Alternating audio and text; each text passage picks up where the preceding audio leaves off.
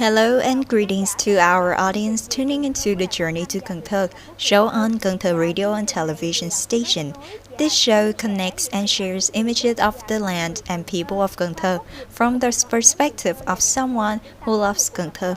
Today we have a special guest, actor Tấn Phát, who is also a lecturer in the theater department at Cần Thơ College of Culture and Arts.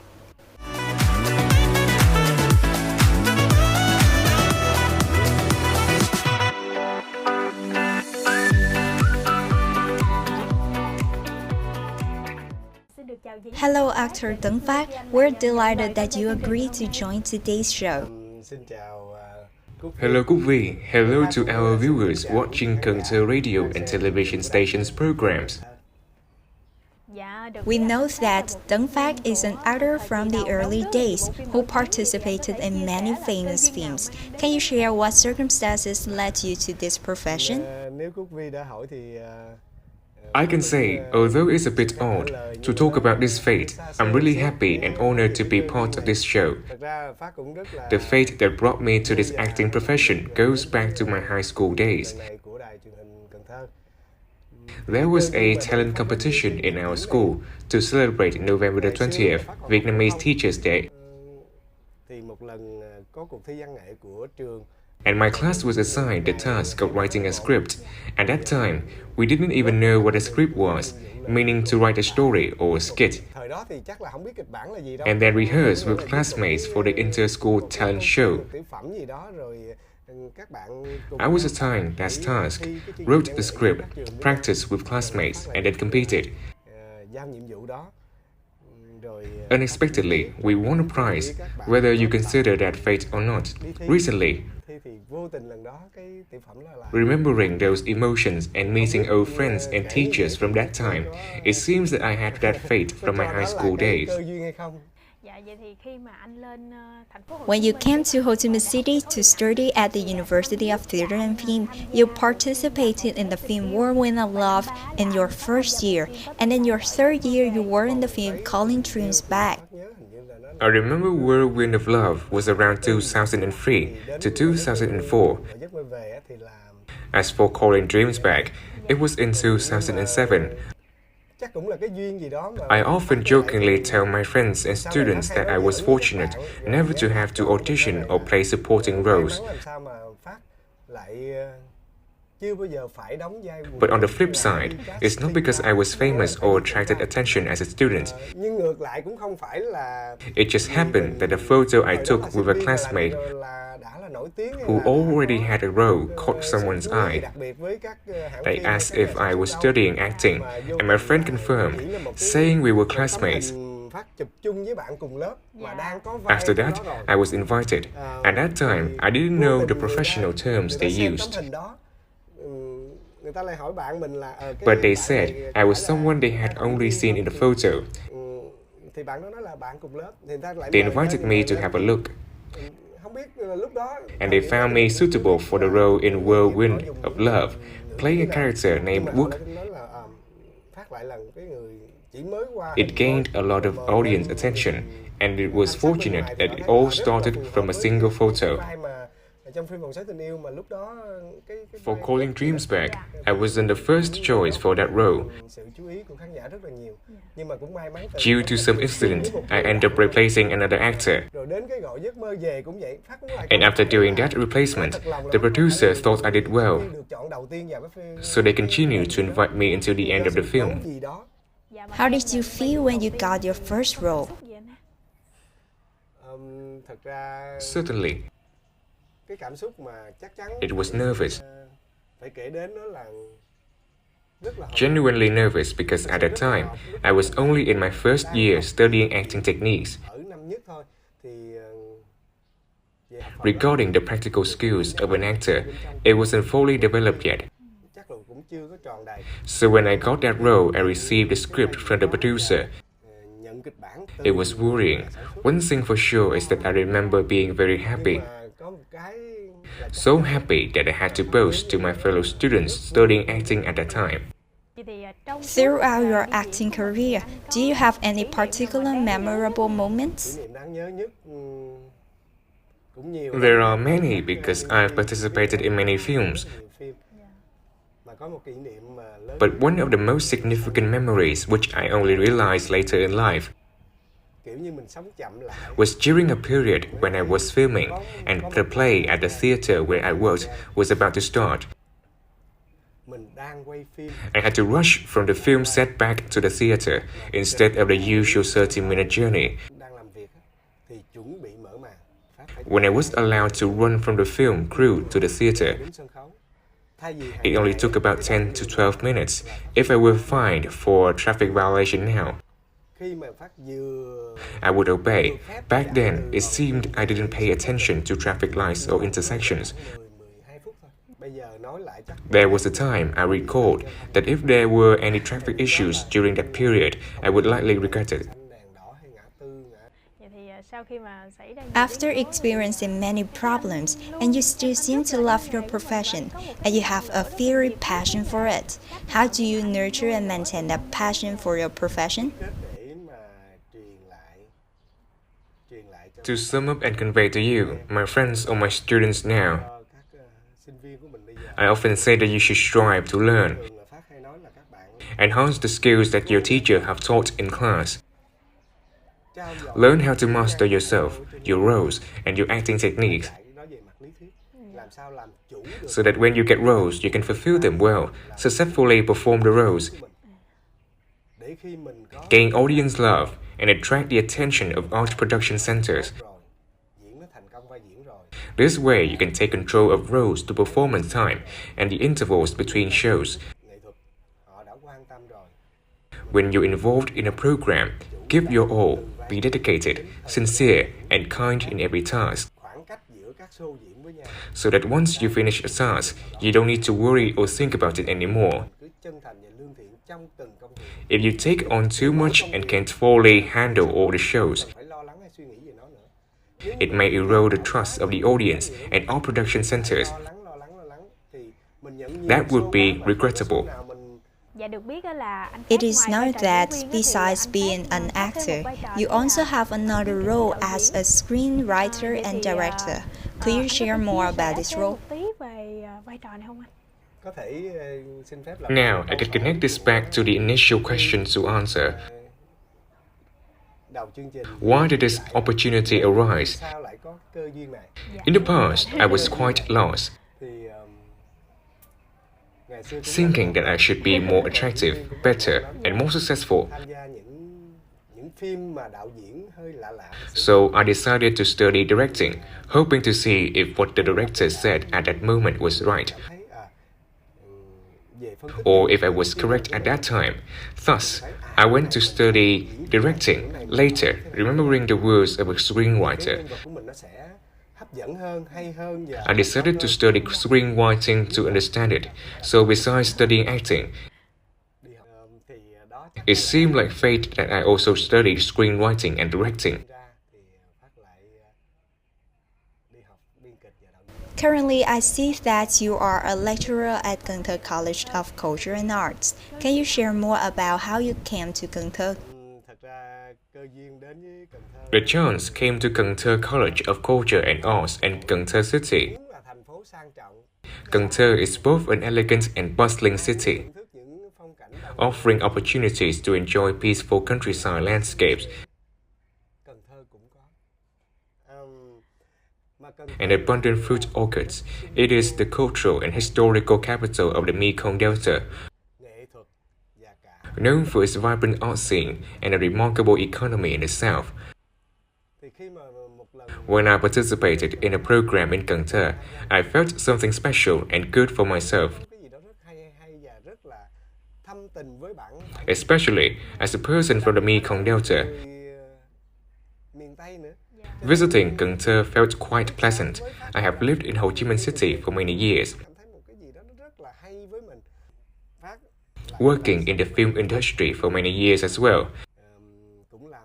But coming to Cần Thơ, I had a personal desire to bring a small part of the knowledge I've gained and my experiences in the film industry in Ho Chi Minh City I want to infuse a bit of the familiar and unfamiliar flavor into the cultural and artistic development of Cần Thơ, specifically in theatre, film, and television, contributing a small part of that flavor to the overall art and cultural development of Cần Thơ.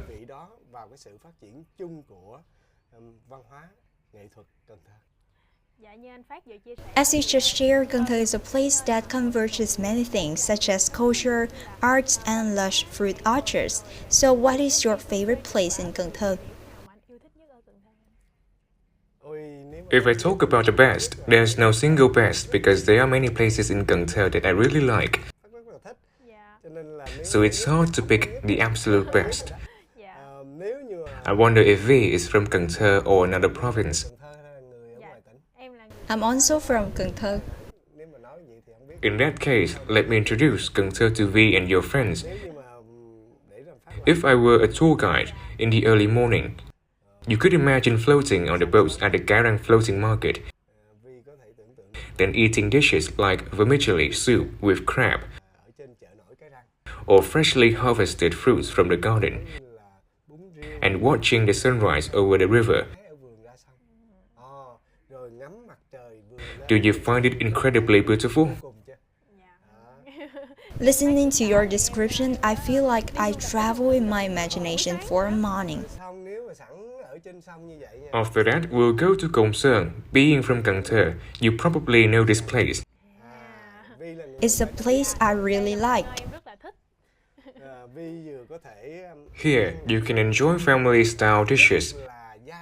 Especially, you can travel without feeling like a tourist, but more like a family member. You can swing in the hammocks under the large fruit trees and even pick fruits yourself. Then, you can enjoy the local dishes, the specialties of each house there. This is the unique feature of Sơn Island. Also, there's the flying snakehead fish. Isn't that a strange sight? In the evening, I'll take you to Hùng King's Temple, an architecturally impressive and majestic structure. After that, we'll stroll along the Ninh pedestrian street. Anyone who is a girl like you probably likes this place. There are delicious street foods like grilled rice paper, grilled corn, cassava coconut milk, and many other snacks. Next, we'll walk on the Lovers Bridge and take photos. Not finished yet. On the Lovers Bridge, I'll show you the splendid beauty of Cần Thơ Bridge at night. It's brilliantly red and very magnificent. So when you ask which place is the best, it's probably impossible to pick one, because they are all the best. In general, Cần Thơ is beautiful. It sounds absolutely dazzling. According to the words you just shared, we can see an image of a unique, gentle and captivating southern land, especially Cần Thơ. Today, Goofy invites our audience and Mr. Tấn Phát to visit another place. When you come here, you will feel really relaxed and comfortable. And it's also a peaceful place, namely Trúc Lâm Phương Nam Zen Monastery.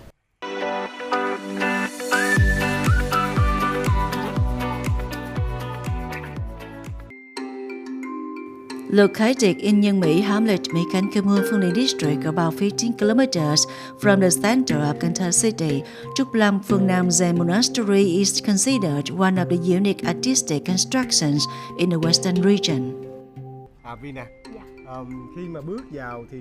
When entering the Trúc Lâm Phương Nam Zen Monastery, the architecture immediately caught my attention. However, I wonder whether the roof structures of the Zen monastery distinguish between different sects or regions. I noticed that the roof structures resemble and differ from other temples, communal houses, or Zen monasteries elsewhere. I wonder if there is any distinction. At the Trúc Lâm Phương Nam Zen Monastery, when you step from outside the gates, you will see a blend of modern and ancient features. For example, the statues of 18 arhats on each side, made of granite, create a sense of modernity. As you enter the main hall, you will find Buddha statues carved in a different architectural style, reflecting the solemn and peaceful spirit of the Liang dynasty. Pay attention to the vaulted roof at the dragon's head. There is an image of a soaring dragon, symbolizing the indomitable and ever-reaching spirit of the people in the Mekong Delta. It's like a boat, isn't it? Exactly. Boats are very characteristic of the people in the Mekong Delta. Yes. The first highlight of the propaganda is this expansive area featuring prominent structures such as the three-gate entrance, the main hall, the bell tower, the trump tower, and the rear hall, all are unified by a consistent palette of red tiled roofs, adorned with large wooden columns, and the courtyard bay with solid stone floors. Adjacent to the main hall on the right is the bell tower, boasting a soaring curved roof and housing the Dai Hong Chung bell. On the left side of the courtyard is Trump Tower, featuring intricately carved wooden supports for trump, showcasing exquisite craftsmanship and artistic mastery.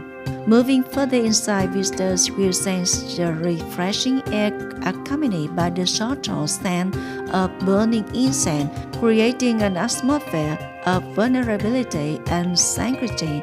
Pay a visit to the Trúc Lâm Phương Nam Zen Monastery is a return to a serene space. Stepping into the monastery feels like entering another world, where the hustle and bustle cease to exist, leaving only pure hearts and profound lessons in simple living philosophy. Step into such a serene space like this. I wonder if you can feel the same. This place encapsulates an image of Southern people as simple, rustic, generous, and profoundly affectionate. I believe this will undoubtedly leave an unforgettable impression on visitors when they come to our southern land. Thank you for bringing these beautiful images of Cần Thơ to everyone. Cần Thơ, with its distinctive features unique to the River Rhine region, he will return to simplicity and tranquility. And for those seeking a place of tranquility, come to Trúc Lâm Phương Nam Zen Monastery.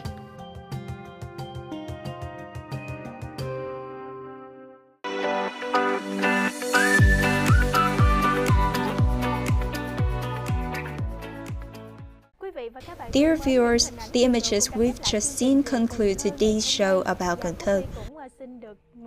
Quý vị would like to express gratitude once again to Mr. Tấn Phát for participating in the program.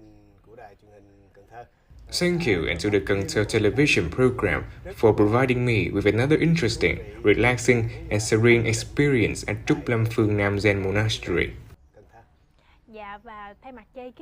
On behalf of the team of the show, I wish you good health and success on your upcoming journey. Dear audience, our beloved land of Cần Thơ has many more beautiful and sparkling places. As young individuals, let's together spread our love for this land. With that, the show Journey to Cần Thơ comes to an end. Quý vị and actor Tấn Phát bid our farewell and look forward to meeting you again in the next show.